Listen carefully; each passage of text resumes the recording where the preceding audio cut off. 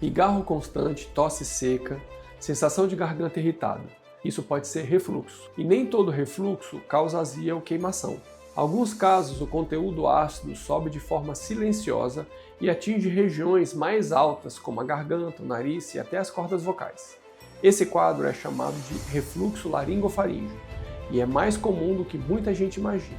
O problema é que, como os sintomas não são os mais conhecidos do refluxo, eles acabam sendo confundidos. A pessoa trata apenas a garganta, usa pastilhas, sprays anti-inflamatórios, mas a causa continua ativa. Quando não identificado corretamente, esse refluxo pode manter os sintomas por longos períodos.